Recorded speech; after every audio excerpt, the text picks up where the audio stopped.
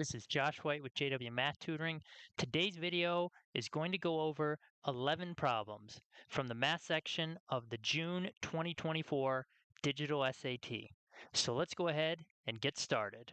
But life is a dream the calculus could never predict. Just before I begin going through these 11 problems from the June 2024 Digital SAT Math section, just want to let you know about a couple things. First of all, if you like this video, of course, please do give it a thumbs up, subscribe to my channel, sign up for notifications as well. Also, be sure to check out my other Digital SAT Math related videos I have. There's going to be a second part to this video, which will have 11 more problems from this June test as well. All right, so first question we have here gives us the coordinates for 3 different points, and it wants to know about the measure of the angle formed by these 3 points. So if you go and sketch out, these 3 points here, you got F at 1, 0. G right at the origin, and then H is at -1y. So -1, it could be, up here technically, it could be down here, or it could also technically be right on the x-axis. So now we have to figure out which of these, multiple choice answers are the correct one. So here's the thing to know or to be aware of. All right. If you have learned about the unit circle, we know that we start here at 0. And then when you go 90 degrees in terms of radians, you would have pi over 2. And then over here, you would have pi. And then down here, you would have 3 pi over 2. And then when we go back to the beginning, we're back where we started. We're now gone around 2 pi radians, 360 degrees. So what you need to remember to solve a question like this is angles that terminate or end on the positive x-axis are basically going to be an even number in front of pi. 2 pi, 4 pi, 6 pi, 8 pi, etc.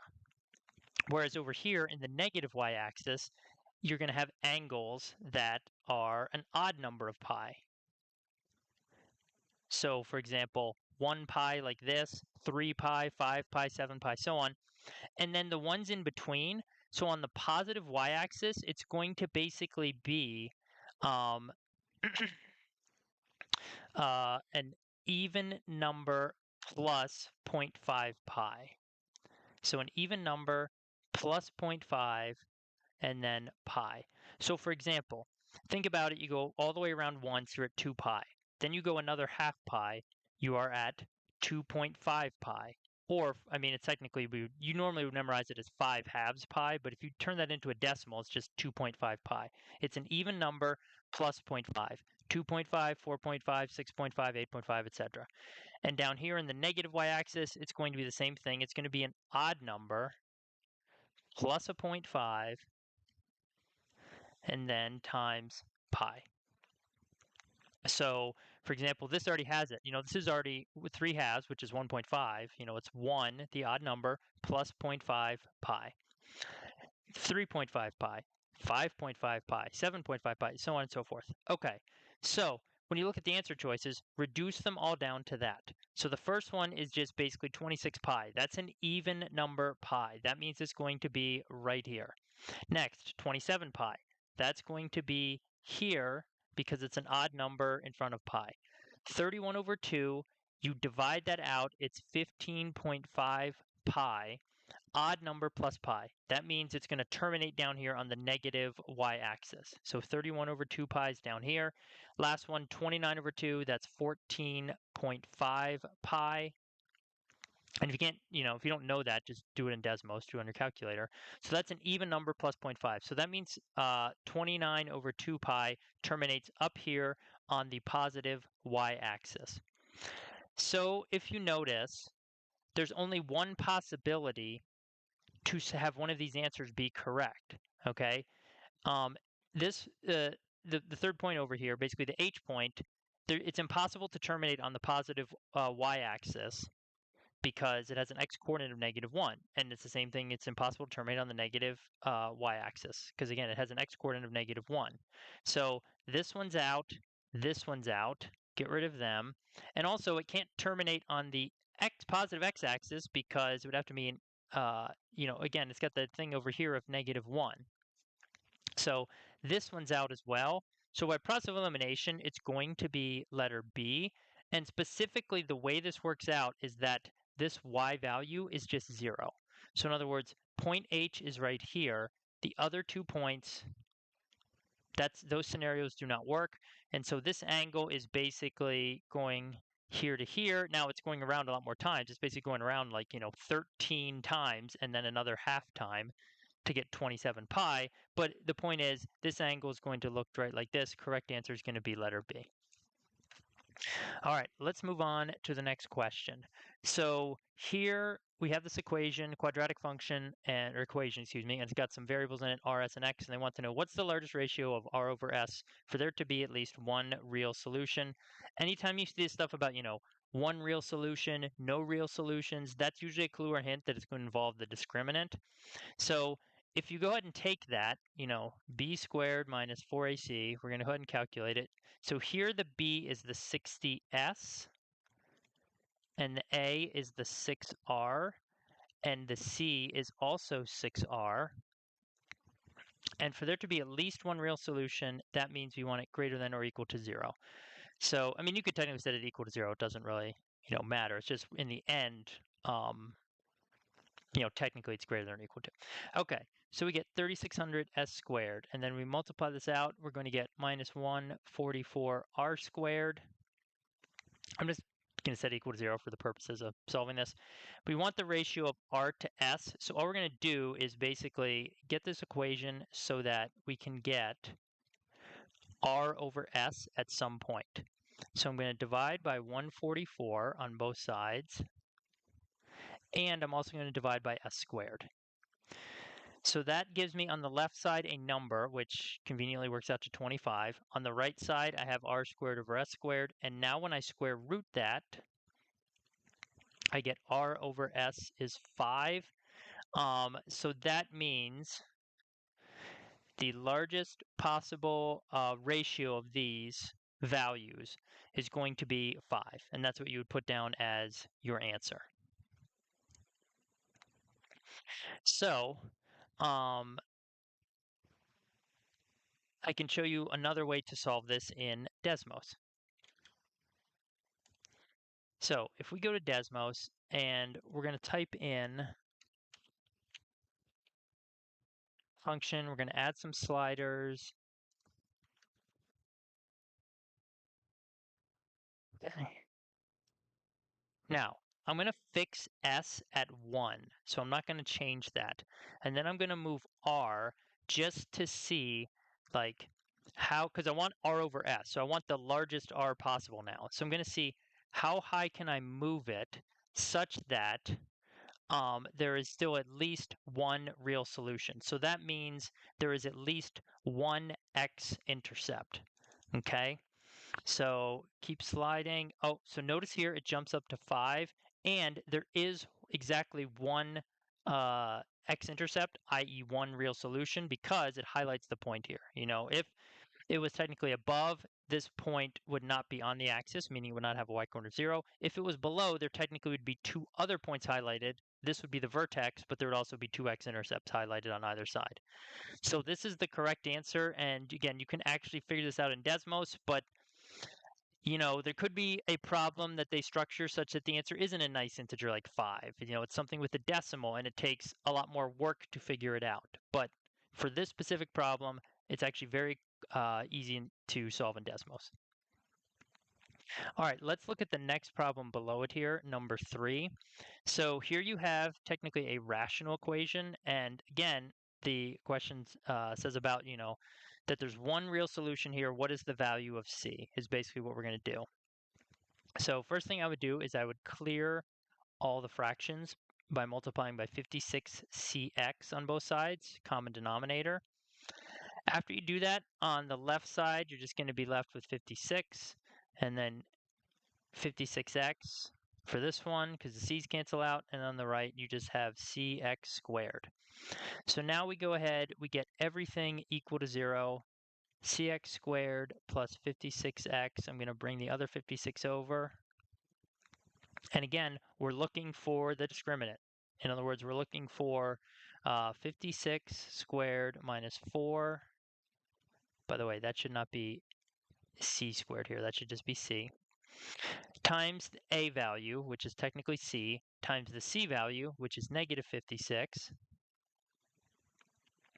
Just making sure, looking at my notes, to set this up correctly. And then we set this equal to 0 because we want exactly one real solution, which means the discriminant is equal to 0. So if we go ahead and do this, we get 3136 plus 224c equals 0. 224c equals negative 3136. C is equal to negative 14. Now again, in Desmos, if you can get the equation to this point, again, you can use a slider to solve this. But what I want to point out is one thing. And this is actually something that came up during a tutoring session. I was working on this problem with a student. So okay.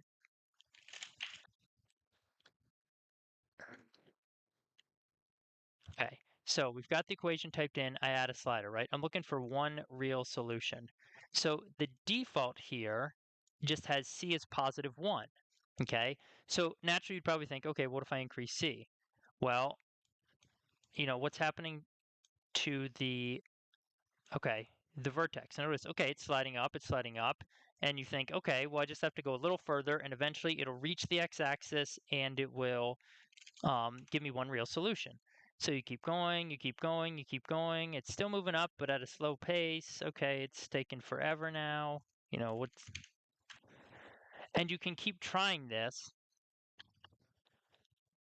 But what you notice is even if you start to get really large numbers, it gets really, really, really narrow because here c is really the a value, and it's never going to reach the x-axis. It's never going to give you one real solution. What you technically have to do, and I'm just going to reset this,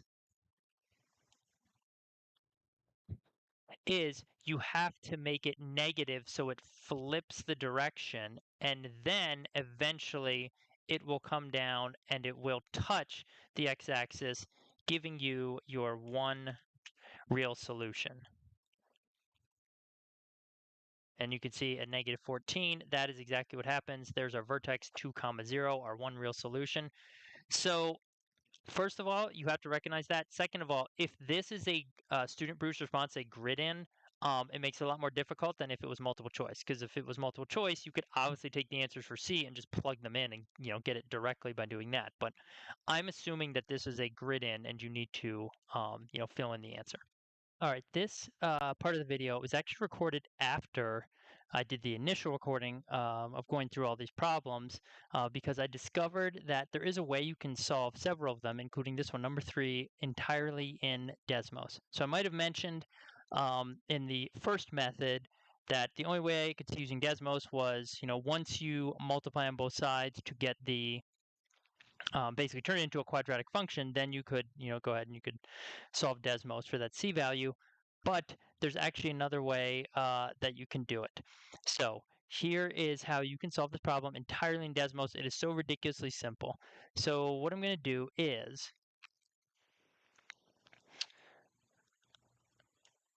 I'm going to go ahead and I'm going to type in what looks like the equation, except I'm going to make two slight changes. First of all, for all the x's, I'm going to call them x1. I'll explain why in a second.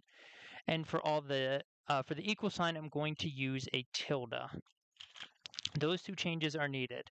Okay. So just when typing that in initially, you can see here it returns a value of c of 1.016665, whatever. That's obviously not the right answer. We're looking for negative 14, right? Okay. So there's one other thing we have to do. First of all, what I'm doing is I'm having it run a regression where it's setting the left side, the expression on the left side equal to the expression on the right side. But it's not working because it's treating the x1, really the x, as a constant, meaning as a number and not as a variable. Like we want these two sides to be equal for any value of x. So what I have to do in order to make that work is I have to take x1 and define it and show it that it's a variable, not that it's a single number.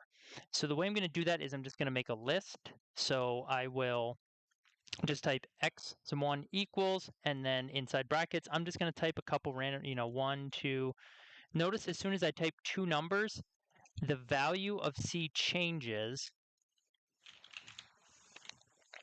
Here, notice when I type three numbers, it actually starts to give me an incorrect answer. So it looks like we just want to limit it to 2. And here we get the correct answer, negative 14, and that's it.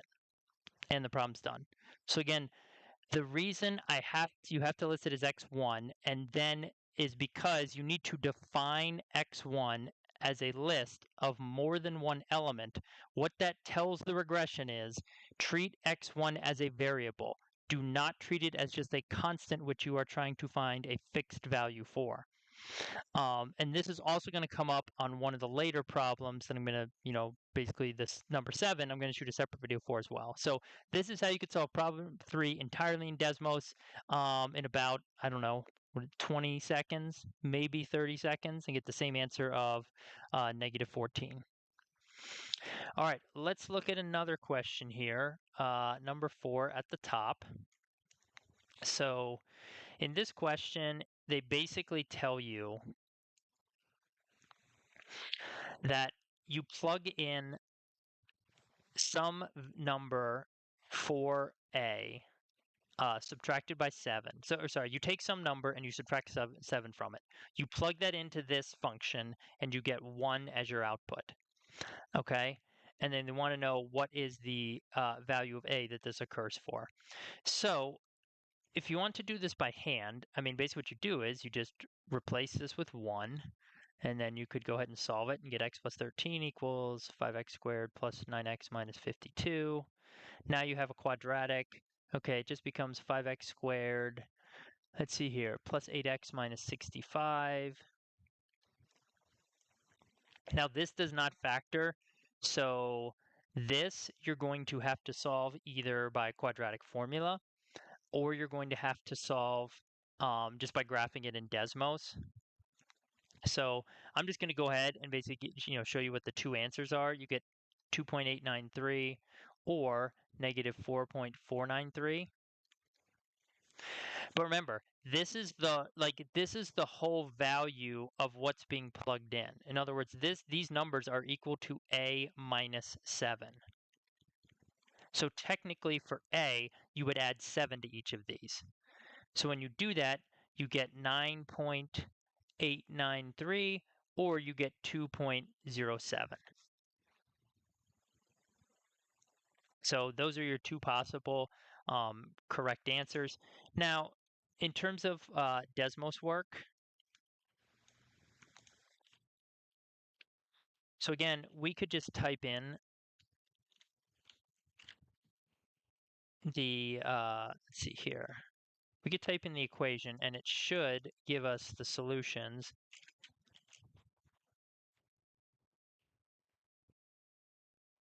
Yeah, see, it gives us two solutions right away.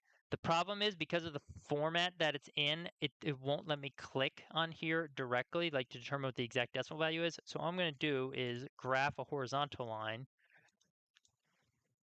Yeah, see, it's still not, I thought it would let me click with the intersection, but it's still not letting me do that. So I guess, so alternate approach, what I would do instead is I would cross multiply and then graph the two sides, the left side and the right side. Get rid of this. See where okay, now I have the intersections and here I get the 2.893 that I had originally, that checks, and the negative 4.493, and then just add 7 to each of them and get it, and get your two answers. But again, you do have to realize that you got to plug a 1 in here, cross multiply it, then you could solve the equation just by graphing in Desmos, and then you have to remember to add 7 to both of each to get the actual value of A. All right, let's talk next about number 5. So here you're given expressions for 3 angles in a triangle. And they tell you, A, B, and C, or sorry, A and B are constants. Which of these following statements must be true? So first thing I would do is I would just pick, do picking numbers, and I would pick some values for A and B. Okay, so obviously, if A is 1 and B is 1, then A is 90, this is 53, this is 37. So in this scenario, B and C are complementary angles, which means that the sine of B will be equal to the cosine of C, and also vice versa. Sine of C would be equal to cosine of B. I mean, we don't have any expressions with that, but just in general. So right off the bat, you can get rid of this, you can get rid of this. So it's either this one or this one. All right, so let's pick some other values and just see, like how it works out. Well, so if A is 0.5, let's say B is 1.5. So that would make angle B 26.5. It would make angle C 30. No, that's not the right measure here. 7 times. Sorry, it would make angle C, excuse me, I read my notes wrong, 18.5. Plugging in A is 1/2 for each. And then it would make angle A 135. Now, just to do a quick check, to make sure like everything checks here, do these three angles add up to 180 degrees? Yes, they do. Okay, so these values work because they still make a valid triangle. All right, so now let's, you just go to Desmos or on your handheld calculator, you calculate the sine of B and you calculate cosine of C. And what you're going to find out is they will not be equal to each other.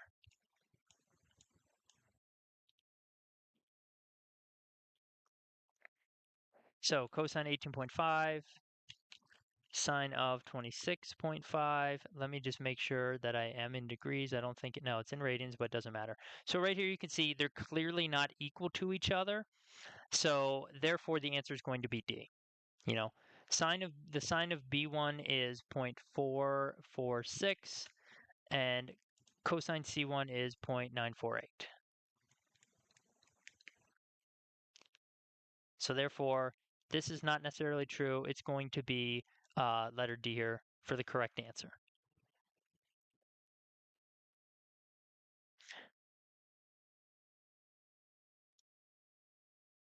Next question, number 6. We have a very common question that seemed to come up a lot. So you're given this function. You're told again, A and B are constants and that they're both positive. That's what the 0 is less than A is less than B. That just means they're both positive. And also B is bigger than A. So you do have to keep that in mind. Then you're also given these other functions which are equivalent to f. So in other words, this function is really the same as this, and this is also the same as this as well. Just, written a little differently, different letters in them, but the same overall function.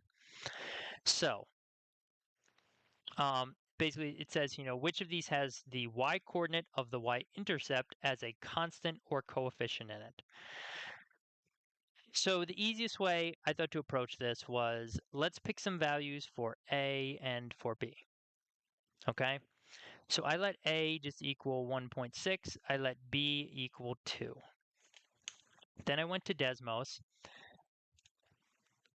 and I graphed the f of x function. Okay? So I got f of x here. And I'm just going to add sliders and put the values in there.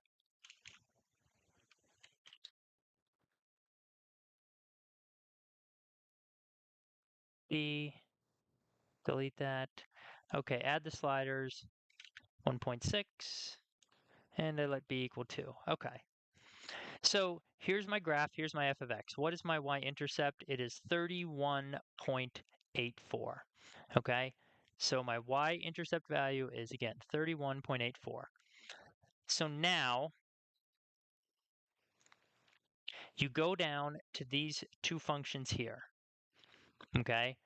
And basically what you do is you figure out like what the values you already know what A is, but essentially you figure out what M and K have to be based on uh, the functions that you're given up here. So here's what I mean by that. Let's take this one first, okay? We know that the a is 1.6, and we have 4.3 to the x, okay? And then we've got plus k here. So if you match up, like, the original function to this g of x, okay, the original function is a times 4.3 to the x plus a times 4.3 to the b. All right. So here, if you multiply it out, it's going to be, and actually let me just use letters first. It'll be easier to see with letters. A times the 4.3 to the x, distribute this, and then plus a to the k. So if these are the exact same function, like everything has to match, that means that k has to equal 4.3 to the b. So what is 4.3 to the second? Basically, whatever that is, that's what the k value has to be in this function.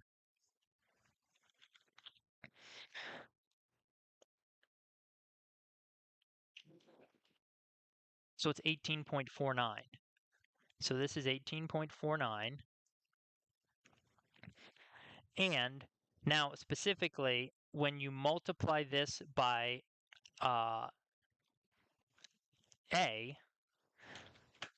the number that you get, so times 1.6, is going to be 29.584. So that means for g, what we have in the function really is 1.6 times 4.3 to the x plus 29.5. Let's make sure I got it. Is it 534? No, 584.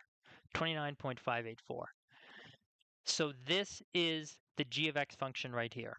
So do you see the y coordinate of the y-intercept of f of x, i.e., do you see this number anywhere in this function here? And the answer is no, you do not.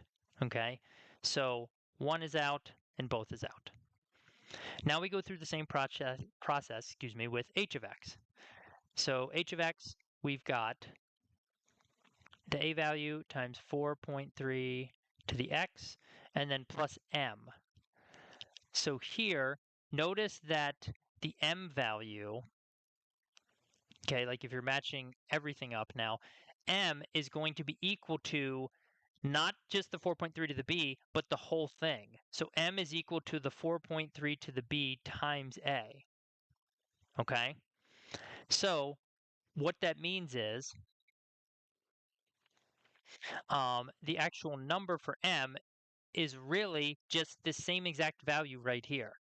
So in other words, for these two functions, like k and m are not equal. They are different numbers. K is technically 18.49 and m is technically this whole value right here. But the point is, in both of them, the number that you have added at the end is 29.584, and that number does not match the 31.84 of the y-intercept value. So the answer to this question should be letter D, neither. Next up, we have problem number 7, where you basically have an equation that has, rational function on the left side, two rational functions being added on the right side. They want to know what p plus w is. So the easiest way to do this is you could look at it either as getting a common denominator on the right side or really just clearing the fractions, multiplying both sides by x minus 19 and x minus 3. Now, you don't have to do this on the left side, but all it really does is it just cancels everything out. You just have 13x minus 135. Okay, on the right side, you're going to get p times x minus 3 plus w times x minus 19. And then you go ahead and you distribute, and we get px minus 3p plus wx minus 19w. And now you end up matching up the coefficients for the two x terms with the 13 on the left. So in other words, on the left side, you have 13 x's. On the right side, you have p plus w, x's, if you would add them together and like factor the x out. So that means p plus w has to equal 13, and that's our answer. Okay, and you don't need to do any more work beyond that. I looked at this. I thought about this problem to see if there was a way to do this in Desmos in terms of like graphing the left side and then graphing the right side and getting them equal. But the problem is you're looking for the sum of P plus W, and it turns out that the actual technical solution is P is 7, W is 6. Um, but there's no way to know that, without doing some work ahead of time.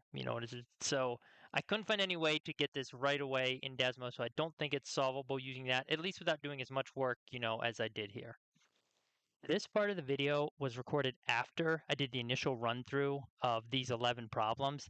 And so basically that's because I discovered that you can solve this entire problem, number 7, in Desmos. So here's the method you could use to solve this problem and get the answer entirely in Desmos. And notice I said in the initial solution, the initial method to solve it, that I didn't think you could solve this entire problem in Desmos, but it turns out that you can after doing a little more research.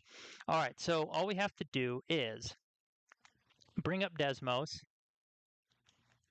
and I'm going to go ahead, I'm going to type the whole thing in. By the way, the type of solution to this is identical to what I did for number 3. So if you watched the second solution for problem number 3, it's going to be the exact same process. Basically, I'm going to type in the entire equation, except I'm going to change the equal sign to a tilde, and for each of the x's, I am going to put in x sub 1. I will explain why I'm doing that in a second. So notice here, just initially, it gives me values for, as soon as I type it in, it gives me values for x1, p, and w. Okay, so the tilde instead of the equal sign is basically trying to match the left side to the right side. Try to make these two sides equal. What do the values of p and w, and it's also trying to find a value for x1 have to be in order to make these sides equal. But the problem is we don't want x1 to be a constant like p and w. We want it to be a variable, meaning we want this statement to be true for any value of x. Of course, 19 won't work, 3 won't work, because those would give you a divide by 0 error, but any other value of x. So the way we do that, the way we get around that is, first of all, I use the x1 when I initially type it, and then I'm going to set x1 equal to a list. So I'm going to just set it equal to, and then in a bracket, I'm just going to type 2 values. And you're going to see right here, after I type 2 values, just 1 and 2, all of a sudden, now the regression is treating x1 as a variable because there's multiple values for it. It's not a constant. It's not just one fixed number. So now it does the regression, and it says, okay, what do p and w have to be to make this left side and this right side equal for any value of x? Well, you can see right there, p is 7 and w is 6. So what do you get when you add p plus w together? Well, it's just 13. And that's the answer, same exact answer I got doing it the first way.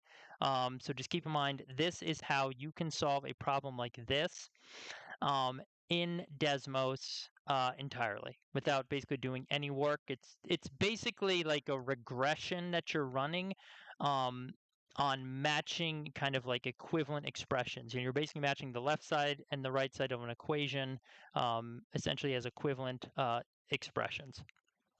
Okay, so I hope you enjoyed this video, and now it'll continue, going on with the rest of the solutions, picking up with number 8. All right, let's continue now and look at problem number 8. So here you have a function which is just a constant times a number to an exponent, and the exponent is just, x. So when you increase x by 1, f of x increases by c percentage, and they want to know what c is equal to in terms of b. So for this problem, first I will show you the kind of like the theoretical or the traditional way to get the answer, and then second, I'll show you an actual example with numbers, just confirm that it works out. So, okay, we can ignore the constant for right now, just like whatever, say that's 1. Okay, so we have this function f of x, and I'm just going to call it b to the x. So originally I plug in some value of x, okay? So my output is b to the x. Then I increase x by 1. So my new output, I replace x with x plus 1, okay? So my new output is just, b to the x plus 1. So this function increases by c%. So that means I want to find the percentage increase between these two values. So that means I take the new, which is the b to the x plus 1, minus the old, which is b to the x, all over the old, which is the b to the x. So now, after I do that, basically if you split this up into two fractions, you get b to the x plus 1 over b to the x, and then minus b to the x over b to the x. Notice the second one simplifies to just 1. And the first one, technically, if you know rules of exponents, you just subtract them. X plus 1 minus x just becomes b to the first, or just b. So the increase, the percentage increase between the y value after you increase x by 1 compared to the original value before the increase, just x itself, ends up being equal to b minus 1. So this whole thing is equal to c, and this is a, whatever, I guess, let's see, technically for percentage, we would have to multiply this by 100%. This b minus 1 would be a decimal. So we would have to, let's see here, for this to be c%, we would want this to be multiplied by 100. So we would want 100 times b minus 1. So yes, the final answer for this is going to be 100 times b minus 1. All right, so now, just to show you that you get the same thing when you do it with some numbers, let's say the actual function now is 3 times 2 to the x. All right, so I'm going to let x equal 1, and then the x plus 1 is just going to obviously be 2. So 3 times 2 to the first, 3 times 2 to the second. So the first one obviously equals 6. The second one is 2 squared is 4, 4 times 3, okay, is 12. So now to find percent increase, I'm just going to do 12 minus 6 divided by 6, and then of course times the 100%. And so now 12 minus 6 is 6. 6 divided by, so this opposite is 6. 6 divided by 6 is 1. 1 times 100, so I get 100% as my overall increase. And just to confirm that that works, I go back to the formula here and I plug in my b value. So what was my b value? Well, my b value was 2 that I picked. So 100 times 2 minus 1 as a percent, that's the percentage. 2 minus 1 is just 1. 100 times 1, okay, 100. It works. It checks. Okay, so that's just an example with picking numbers where you can pick a value for b. You could also just, like, I made the number in front 3, but you can make it anything really. And just confirm that the percentage increase works out to be the same. So the overall generic formula is going to be this: 100 times b minus 1. All right, now for 9, let's talk about this problem a little bit. So you're given some points here and you're given a general form of a function. So the easiest way that I think to do this is just to go to the calculator. By that I mean, of course, the Desmos calculator, and do a table of values, do a regression. Okay, so first thing I'm going to do is just type in the points that were given.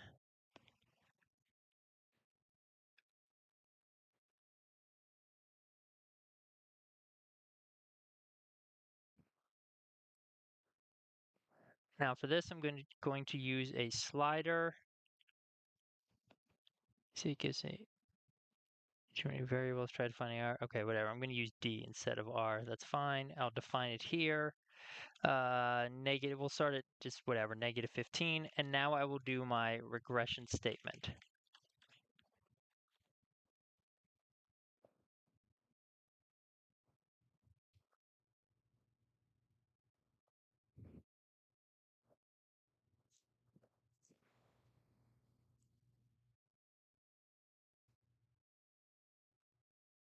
Okay, so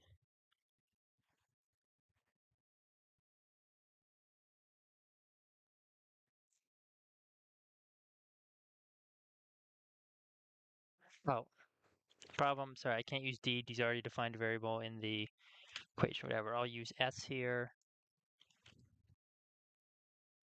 Okay, there we go. R squared value is looks much better than before. Let me just adjust this. I was saying the R squared value was extremely low, which was a problem showing us the regression was not working properly, but okay. So now, okay, here we go. Notice, there we go, perfect. Notice when I move the slider, first of all, okay, when I move the slider out here, notice that I get an R squared value of 1. That basically means that this is a perfect match or a perfect fit. And you can see on the screen, okay, notice when R here is, it's still less than negative 11, so it meets the criteria of the problem, but notice it doesn't go through these 2 points here. I want it to basically go through both of them, and as I get out, yeah, to right around here or so, there. R squared is 1, that's what we want, okay. So now, a couple different ways you can do this. Obviously, the easiest way is just to do B plus C plus D. Just type it in and get your answer. Now, your answer is going to vary slightly based on where you set the value of this, third zero here. This one that's less than negative 11, okay? Because you could technically, let me just see. All right, so notice I drag this. Okay, it's getting smaller, smaller, smaller. But if I go back to, yeah, see here, it's at exact, R squared is 1. And I've got a value of 2576.71, 0.706. And there's a couple values where it's where the R squared is 1, which means it's a perfect match, but the B plus C plus D coefficients change slightly. So between negative 20.5 and negative 20.3, like anything between there, here, negative 20.4, R squared is still 1, but notice these values are just changed a little bit, which means that this value is changing a little bit. So it's somewhere, between 2566 right here, 0.658, and like 2576.70. So it's somewhere in that ballpark. So I'm assuming for this question that it would have to be a multiple choice, and only one answer would be within within that range, near those numbers or whatever. But this is the easiest way, basically to solve it. Another little thing about this question, just so you know, I don't know that it's necessarily that helpful, but technically if you plug in 1 for x, you basically get negative 1 and then plus b plus c plus d. So it's like if you can figure out what the y value is when x is equal to 1, that is basically that number is basically 1 less than whatever b plus c plus d is. Or in other words, b plus c plus d is equal to the y value when x is equal to 1 plus 1. So if this question was maybe worded slightly differently, like the value, what number must the value of b plus c plus d be greater than? You know what I mean? Or something, whatever, something like that. Then you could look at this point right here and you could kind of deduce that maybe it has to be, greater than that because 1 is going to be to the right of this. But I guess you technically don't know that it's going up to the right versus down to the right. So let's see. If you think about end behavior, it's going to be up to the left and overall it's going to be down to the right. You have 1 over here at 11, 1 over here at negative 11. You have your intercept up here at 0. So yeah, I guess that doesn't really help you solve it that much, but I did just want to point that out. That's one thing I noticed. Maybe there's another solution where you can actually use this fact to help you solve it without having to do the regression, that I did in Desmos. Okay, next up, another question, fairly challenging question. This one, I think there was a diagram, and you basically had a rectangle, and on top of the rectangle was a semicircle. Ignore the poor drawing. Um, The width of the rectangle here is 12. The diameter of the semicircle is 48. So that means from here to here was 48. Also means the radius of the semicircle is 24. And this is also half the length of the rectangle. So that meant this other part here is 48. Therefore, total length of the rectangle 96. And they tell you, the area of both figures is a plus b. What's the value of a plus b?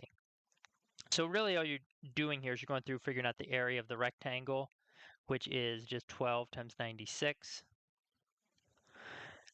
That is going to come out to be 1182.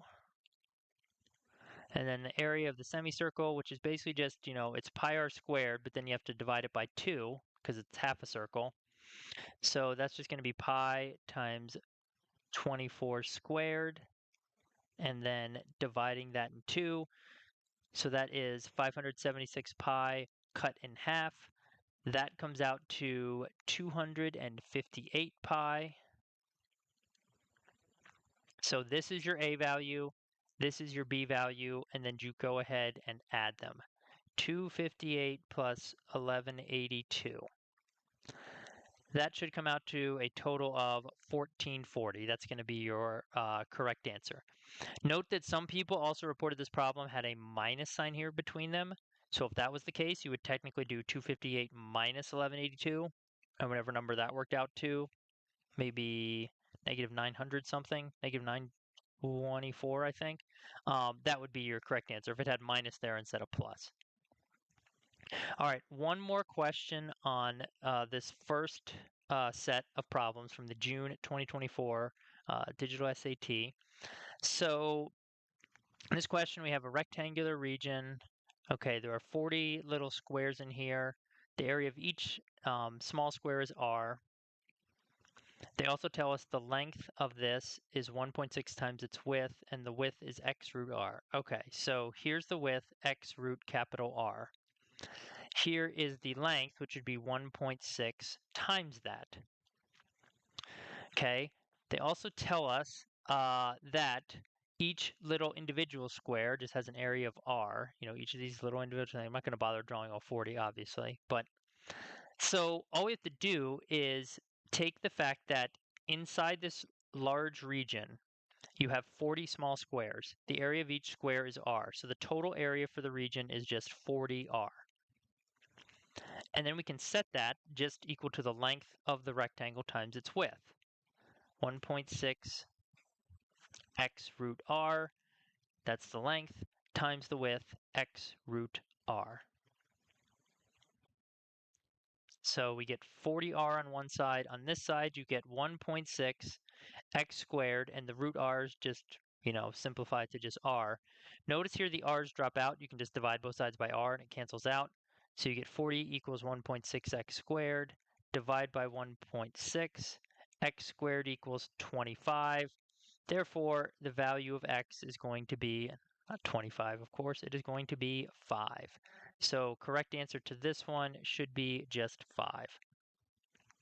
All right, so all these questions just were crowdsourced from the Reddit posts, both the U.S. Administration of the June test and also the international one as well. So I went through, basically, scrolled through all the comments, copied and pasted, gathered everything for these problems, tried to, make them at least make some sense based on what different individuals had posted. So I hope you enjoyed these problems. Good luck studying for the August test coming up, or if we're past that, any other future tests that you're taking. If you like this video, please do give it a thumbs up, subscribe to my channel, sign up for notifications as well. And also do check out part 2.